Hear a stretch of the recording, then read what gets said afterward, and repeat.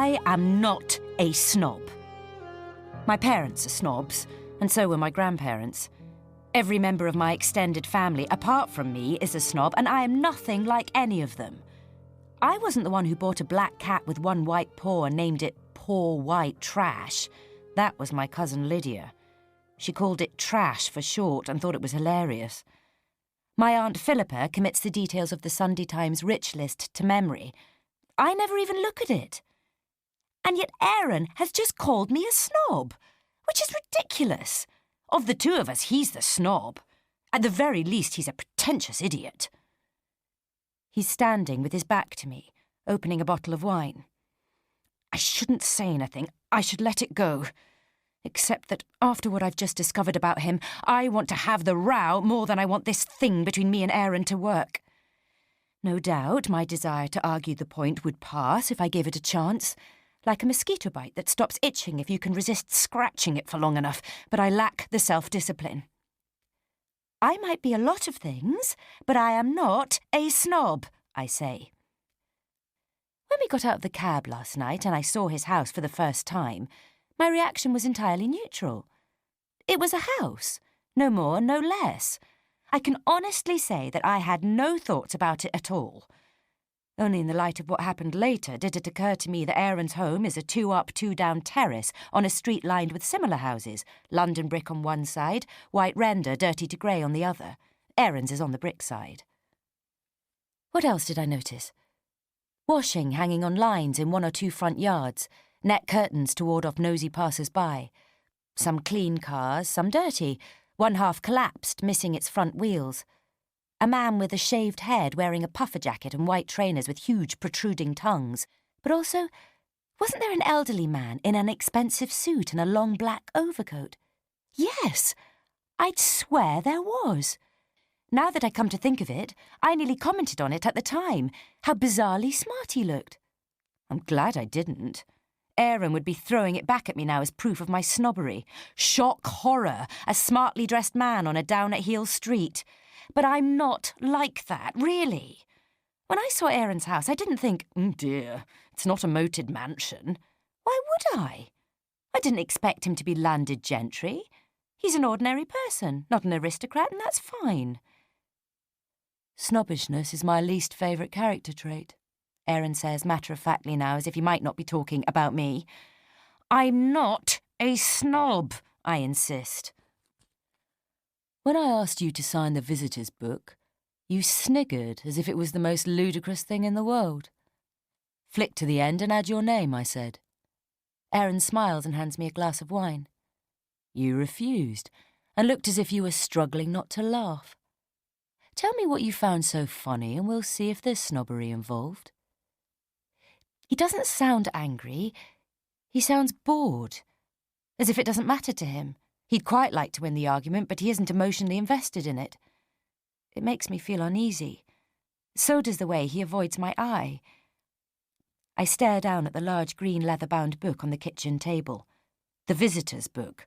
That's what he called it, and that's what it appears to be. It has the words visitor's book on the cover in gold cursive writing. You could sign it now, Aaron suggests. Why don't you? If only to make me happy. It might convince me you're not a snob.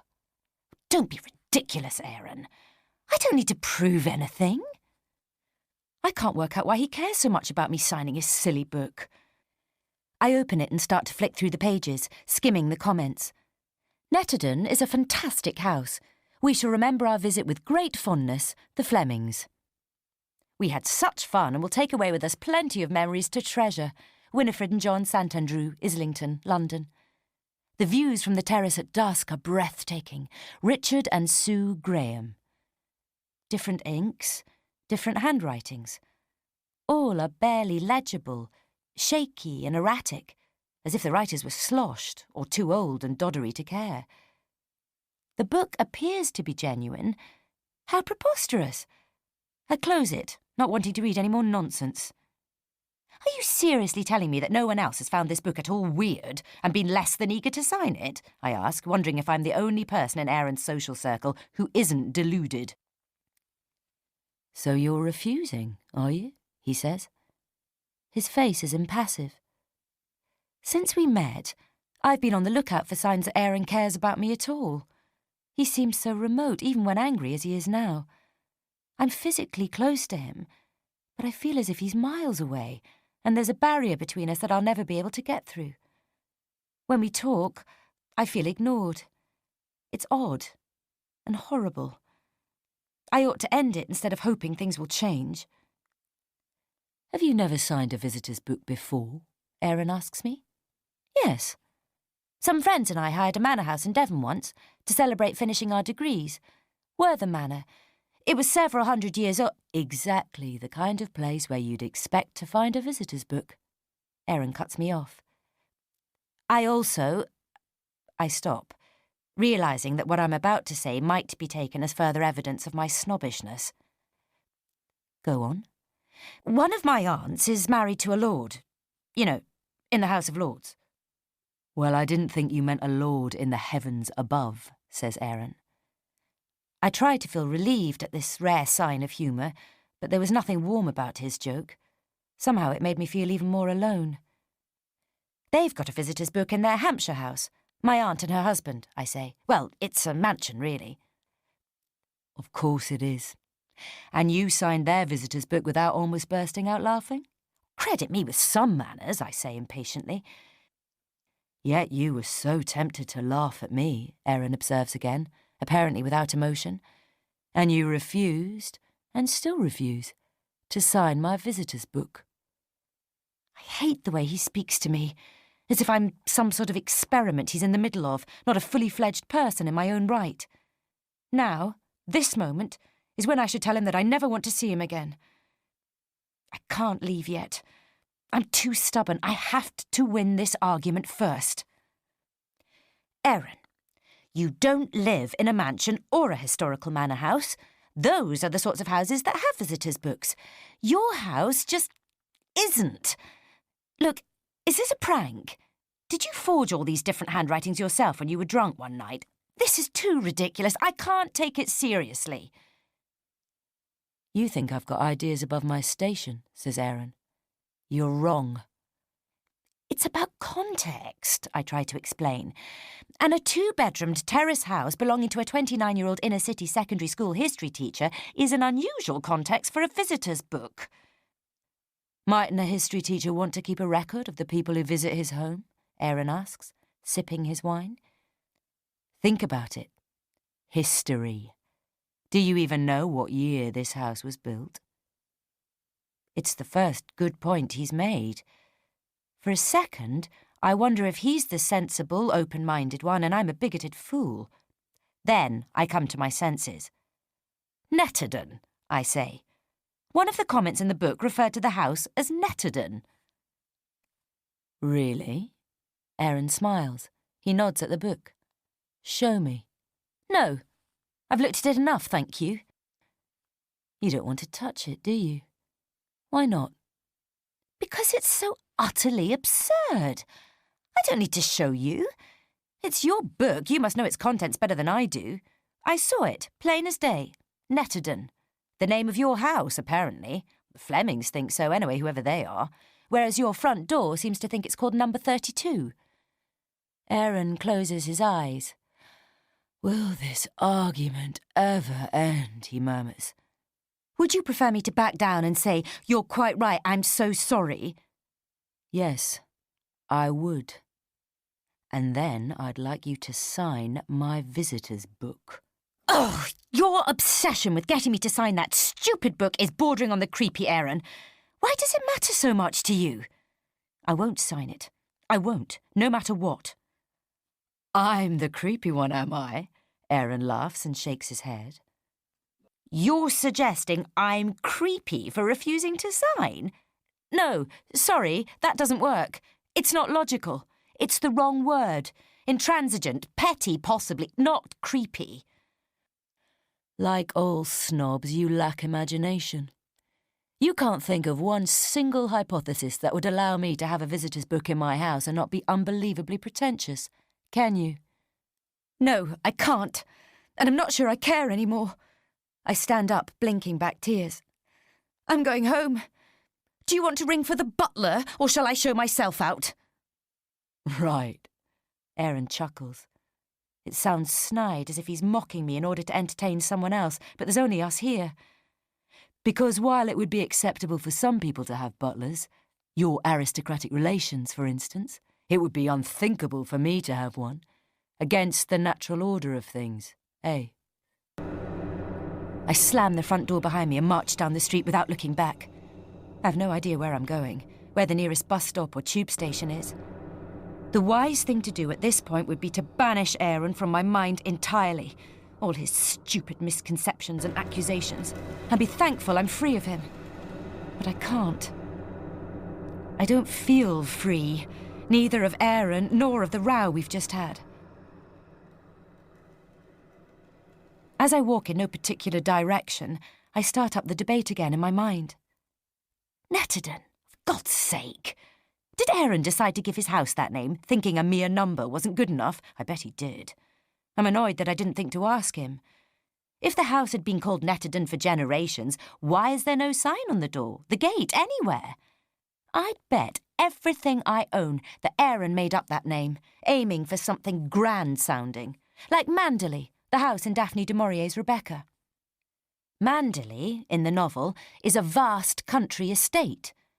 Would Rebecca have become a classic if Maxim de Winter had lived in a two-bedroom terrace in Walthamstow? No, it would not. Mrs. Danvers would have had to sleep in the second bedroom, a stone's throw from the first. She'd have heard her boss and his new wife having sex through the thin partition wall. All of this proves that I'm right and Aaron is either deeply pretentious or outright crazy. And who the hell are all his freakish friends who wrote those pompous comments in the book? I mean, were they just humouring him? They must have been. Or do they all also have two-bedroom houses with fancy names? The Flemings, Winifred and John Santandrew from Islington, London. I stop walking. Islington, London. Walthamstow, where Aaron lives, is also in London. Why wouldn't the Santandrews simply have written Islington? Surely you wouldn't write Islington, London, unless you were writing in the visitor's book of a house that was outside London. And was there something else? Yes, I'm sure of it. I saw something that really jarred in that awful visitor's book, something I can't put my finger on. It's like a shadow snagging at the back of my mind. What was it? I turn round to check Aaron hasn't followed me. There's no sign of him. I decide it's safe to stand here and allow myself to work it out. Safe? Since when have I been scared of him?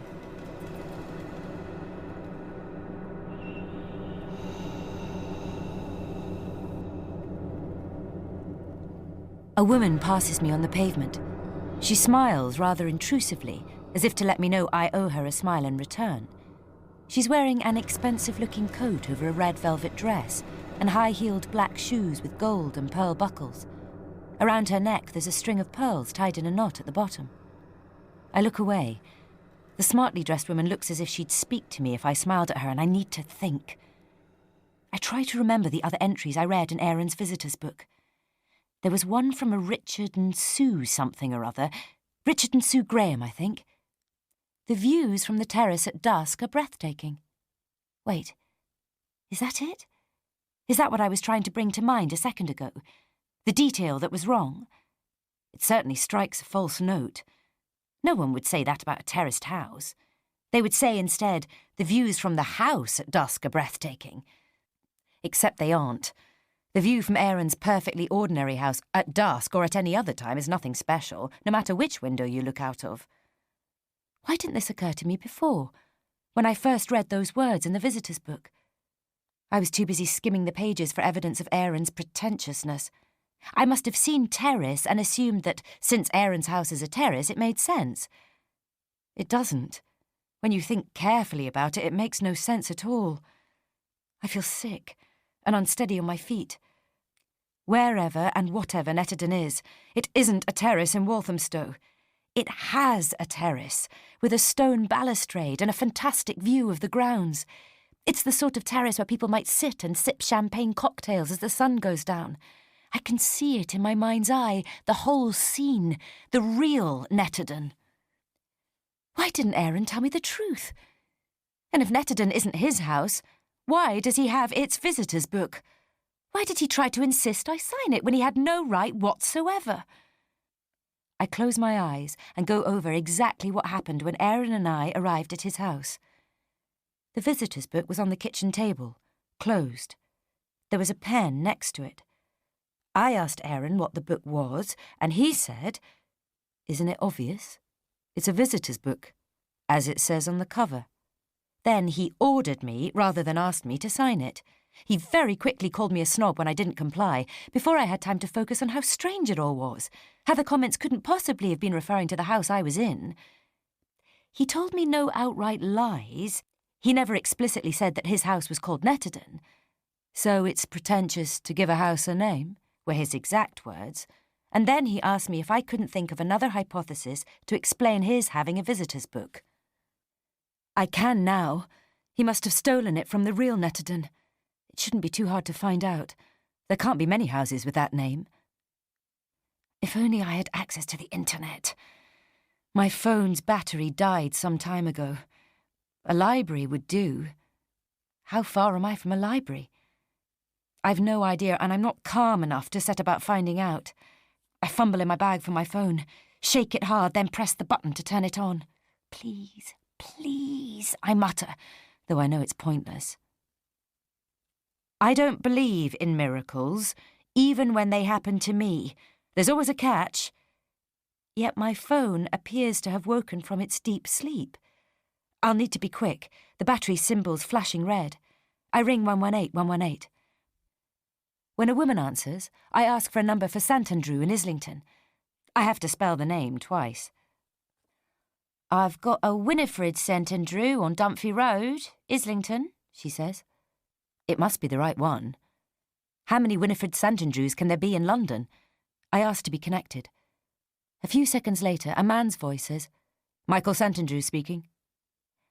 "May I speak to Winifred?" I ask. "Or John?" "My parents passed away in January 2013, he says abruptly. "Who are you? Not a friend, I take it, if you didn't know." "My name's Victoria Skase. Look, I'm sorry, I'll leave you alone. It's not important." "What did you want?" Michael Santandrew's voice breaks into my thoughts. "It doesn't matter. I might be able to help you with whatever it is," Michael Santandrew offers, apparently keen to make me declare my business. I was just... I clear my throat and start again. I was going to ask them if they remembered visiting a house called Netterden, but, as I said, it's really not... "Netterden?" He throws the word back at me like a stone. "Yes. Why do you... you sound shocked." There's a long pause. "That's where my parents were when they died," Michael Santandrew says eventually. "They were at Netterden." "Pardon?" I managed to say. The world tips on its axis. What is Netterden?" "It's one of Gloucestershire's oldest houses. The Landmark Trust bought it about 5 years ago to renovate. It used to belong to Penny and Clive Hoddy. That's where my parents died, at one of Penny and Clive's parties. Look, I'm sorry to be blunt, but if you don't know what happened in January 2013, why are you asking about Netterden? Who are you? What do you want?" I can't speak.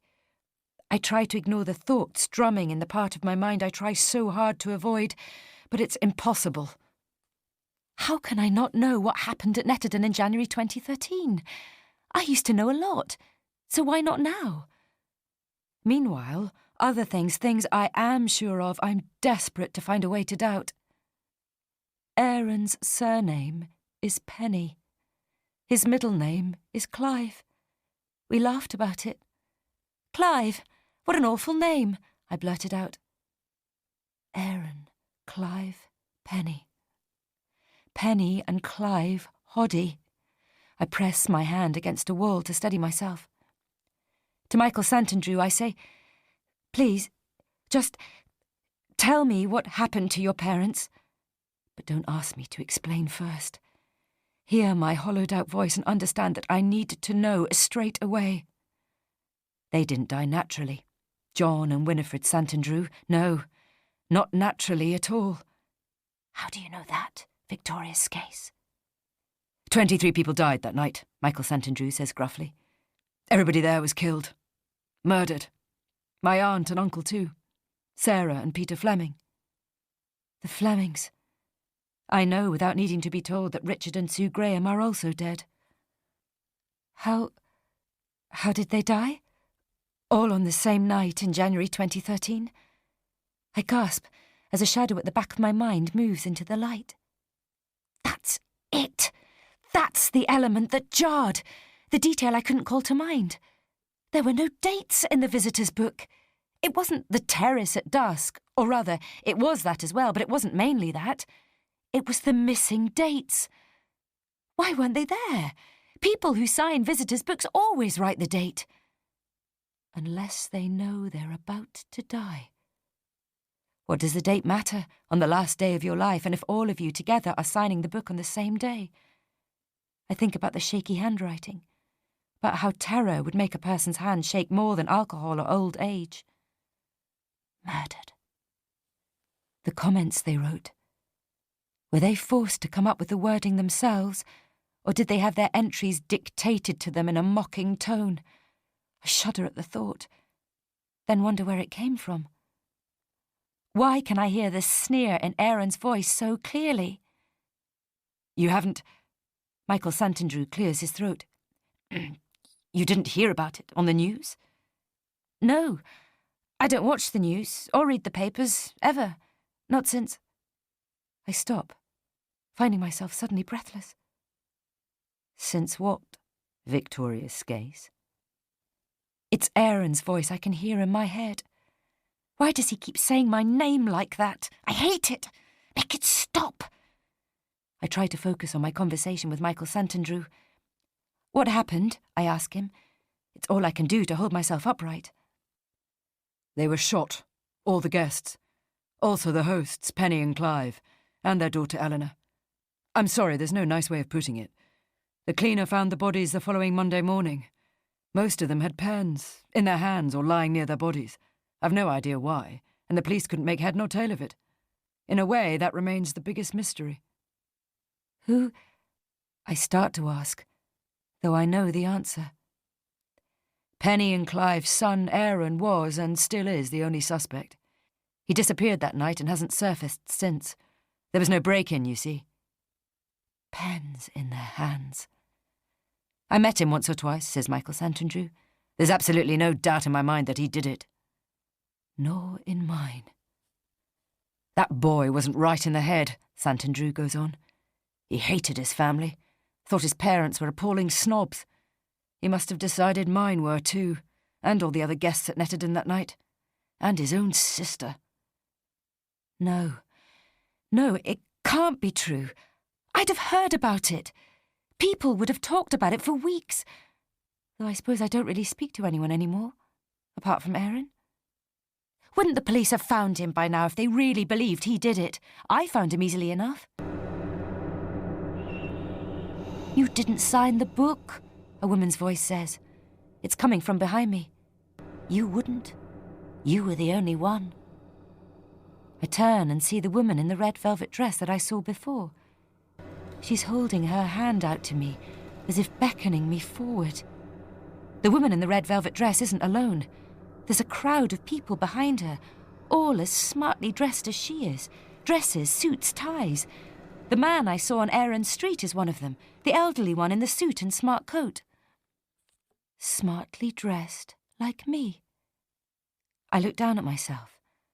I'm wearing a cream linen dress, pale pink, high-heeled sandals, a pink and gold Missoni jacket.